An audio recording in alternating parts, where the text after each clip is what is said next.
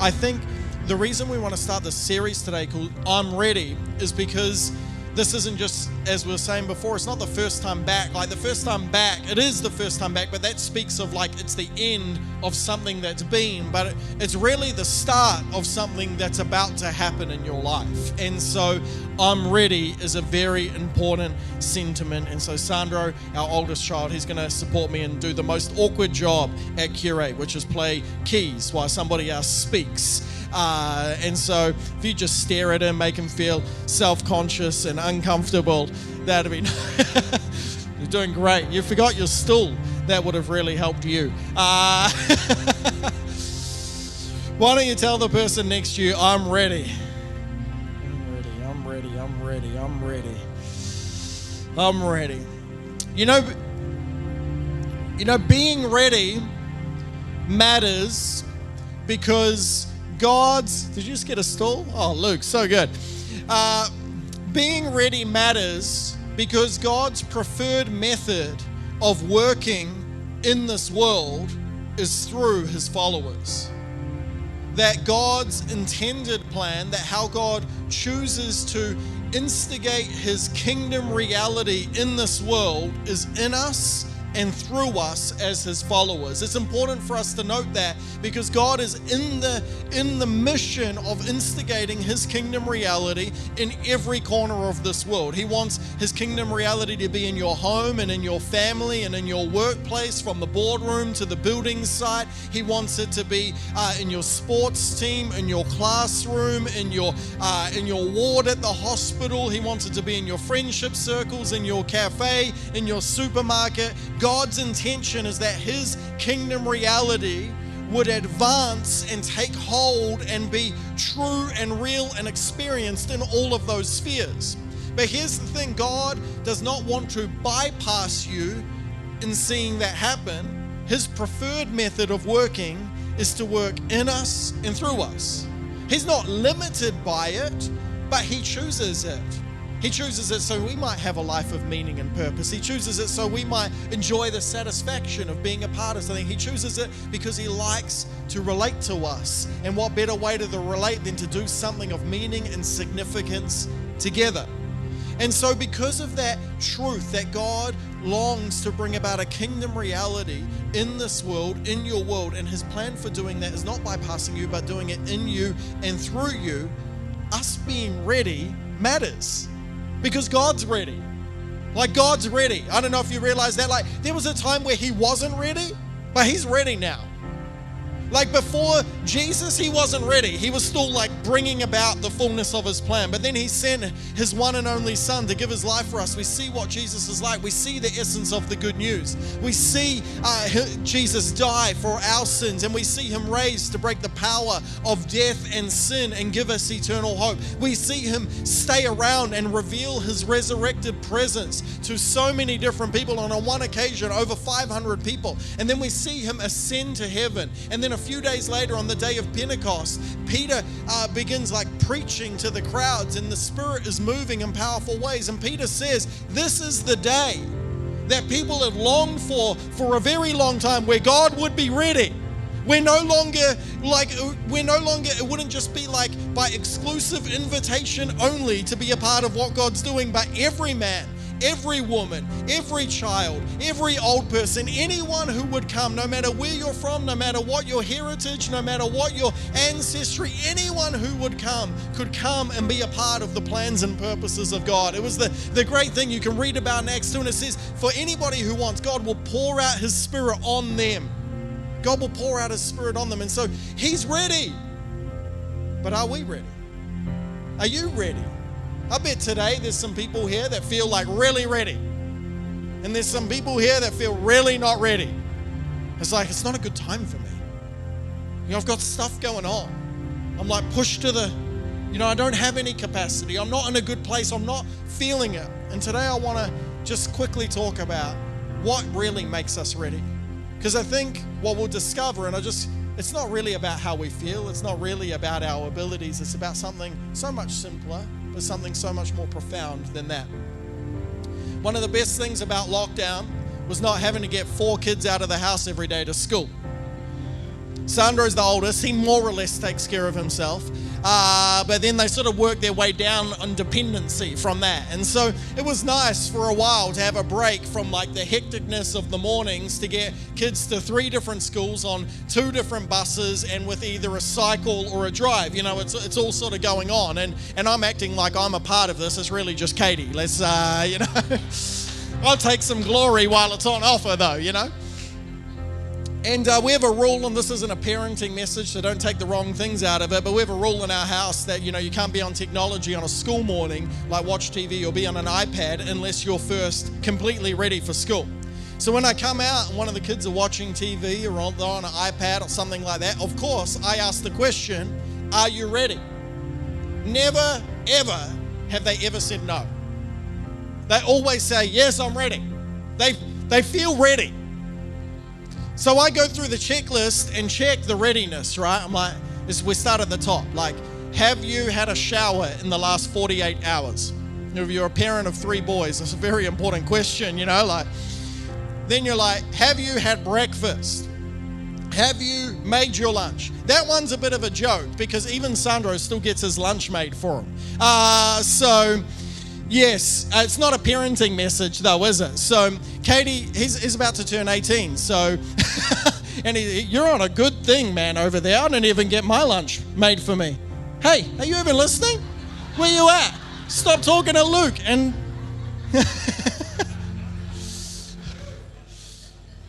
You're getting your lunch made for you. Give me your attention, all right?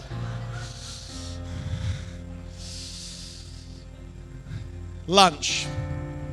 Make the lunch. Have you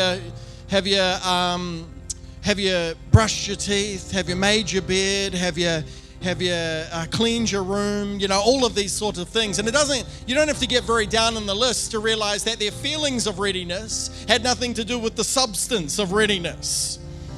And really, I just wonder today if our feelings of readiness are actually based on the substance of what God says makes us ready. You know, there's never a time in your life where God isn't ready to do something awesome. I mean, you could have walked in here today on a Zimmer frame with tumors coming out of every direction, you know, likely to make it through the next week, but you can still say the best is yet to come. God's still got good things for me. Like God, and so there's like this grand truth that there's always good things to come, that God always wants to do something great, but there's specific times and there's specific seasons, and I think we're in one of those now as people where God is ready to do something powerful in your spheres of life, and I just think we got to be ready for it. Revelation chapter 2, verse 1, it says, "Write this letter to the angel of the church in Ephesus. This is the message from the one who holds the 7 stars in his right hand, the one who walks among the 7 gold lampstands." That's AKA, this is a message from Jesus. "I know all the things you do. I've seen your hard work and your patient endurance. I know you don't tolerate evil people. You've examined the claims of those who say they are apostles but are not. You've discovered they are liars. You have patiently suffered for me without quitting. But I have this complaint against you. You don't love me or each other as you did at first. Look how far you've fallen. Turn back to me and do the works you did at first. If you don't repent, I'll come and remove your lampstand from its place among the churches. But this is in your favor. You hate the evil deeds of the Nicolaitans. Anyone with ears to hear must listen to the Spirit and understand what he's saying to the churches. To everyone who is victorious, I will give fruit from the tree of life in the paradise of God." I want you to see this, that Jesus starts by saying, hey, look at your church. You're doing awesome. He does this little encouragement sandwich thing where it's like encouragement, correction, encouragement, promise, okay? And so he's like, man, you're doing awesome. You look so ready. You're being faithful. You're enduring. You're standing for the truth. It looks amazing what you're doing. And so if we looked at all the behavior, they would look so ready. But we know that Jesus looks at something beyond that. And so Jesus then points out and says, but I have this against you. You don't love me or each other as you did at first. You've lost your first love. And here's what I want to say. What makes us ready is not our behavior.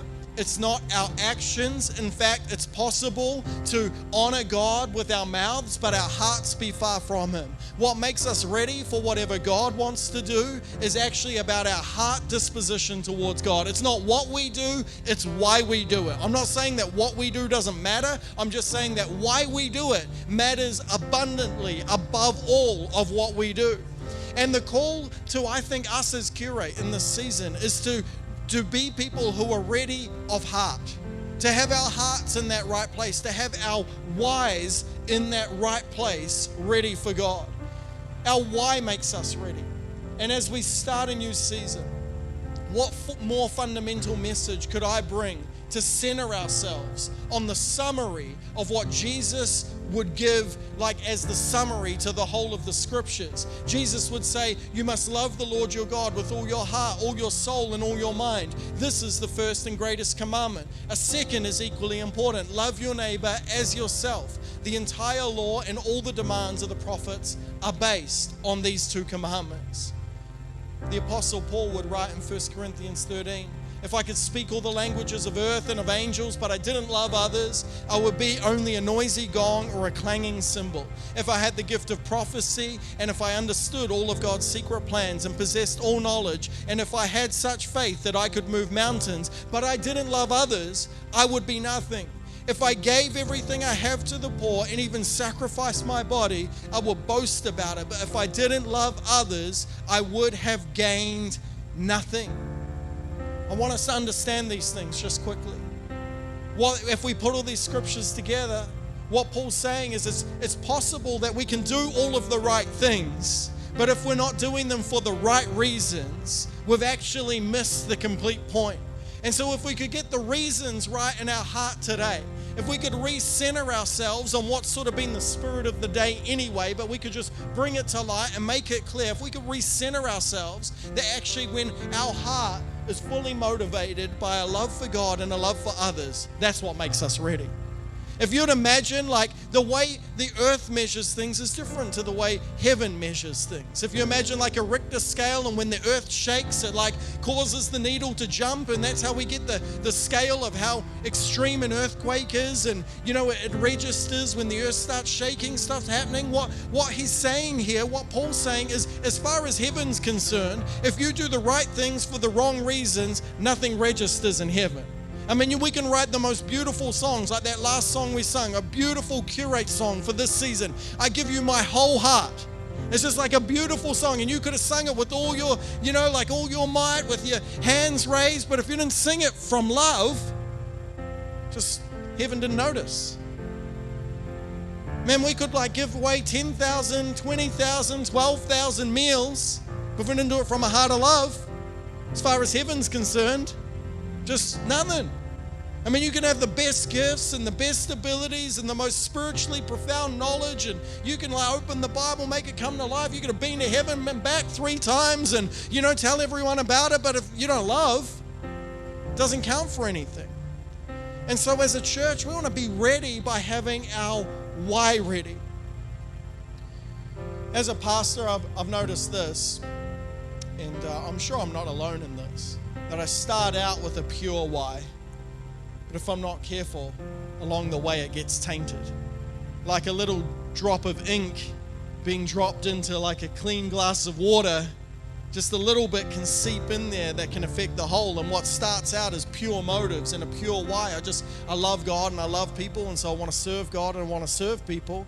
Little things can get in there like, oh, I want to be acknowledged, or I want to be validated, or I want to be seen a certain way, or I want, like, just different motives can right, like they can get in our heart, and it's just like a little drip, and it doesn't seem like a big deal, but once it gets in it, it taints that why. And I think that's what happened to this church in Ephesus. You know, it was a mighty church. It was probably 60,000 plus people. It's like the original mega church. It's like something amazing's happened there, but they lost their way over the decades, and they still look good, like they're doing all the right things. But God's not looking at the right things. He's looking at the heart. So are we ready? Are we ready? I just love the invitation of Jesus in this. But I have this complaint against you. You don't love me or each other as you did at first. Look how far you've fallen. Turn back to me and do the works you did at first. I just wonder today, has a little drip of ink gotten in the motives of our heart along the way? And that today we just need to purify the waters by seeing how far we've fallen and turning back to God and doing the things we did at first, which is not so much about the things we do, but doing them in the way or for the reason we did them at first, with that joy, with that just that purity of devotion to God. Hands up if you're an Apple person here. Apple people, where you at? Oh, my people. Where my Samsung people at? Yeah, not my people. You guys can find a new church. There's plenty available out there. Yeah. My Samsung people at? Are there any Samsung people in the front row here? Eric. Oh. I didn't bring a charger, sorry. Oh yeah, he'd have a charger for sure. I don't want to say that iPhones are superior than Samsungs, but in this illustration, the iPhone is God. The reason the iPhone's God in this illustration is because the iPhone was the original smartphone that was actually smart. So it's the first, it's the Alpha, the Omega. It's all right. So God is an iPhone. And God, in all of His awesome perfection, He created us as iPhones. And in the garden, this is why getting our hearts right is so important. In the garden, everything was perfect. Every software update, it's like boop, bloop, bloop. Just like there's a sync, there's something happening. That's what the bloop is. There's a thing happening. There's a sync. But then what happened is little serpent Samsung came along to the perfect Adam and Eve iPhone and said, God's holding out on some features. I've got some features that God thinks you don't need, but you need them. You need the sort of megapixels I've got. You need the curvy screen, and you need the lightness and the battery hours, and you need to be able to fold in half, but this isn't one of those. I shouldn't do that. Okay. And the little serpent came along and was like, oh, it does look like God's holding out on me from features, and every iPhone user has felt this. And the serpent Samsung's like, if you just be like me, if you just do what we do, like you can have those features. And so the poor little iPhone didn't even know what he was in for. He grabbed at the features, but he didn't realize that the features came with an operating system. And the operating system was so different to the operating system he had been created with, that when God came along, it was like, where are you? I'm trying to sync up. I'm trying to download some updates. I'm trying to walk with you in the garden, but you're there hiding in shame because you've had a software system change because you grabbed for things that you thought I was holding out on you for. And so every time God's trying to sync up, it doesn't matter how hard He tries, poor little Samsung's just not ready. It doesn't speak the same language, doesn't have the same code, doesn't have the same heart. And you would know if you have the same type of phone, when you get a new phone, you can just hold it above the other phone. It recognizes it, and everything transfers automatically. It's amazing. You don't even have to plug it in. It's amazing. It's a miracle.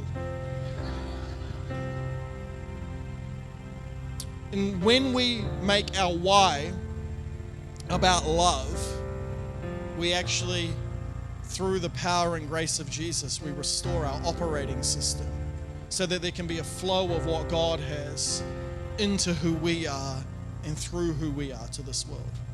And it's why our heart matters more than our actions, because our heart is that operating system. We get the sync, we get the flow. So God sent His one and only Son, Jesus, that whoever might believe in Him shall not perish but have everlasting life. And so when we believe in Jesus, what actually happens is we receive his love. And when we receive his love, he gives us the capacity to love him and to love others. And if we would protect that as our motive for every choice that we make in every part of our lives, that's how we get ready. We just protect that reason for being on this earth.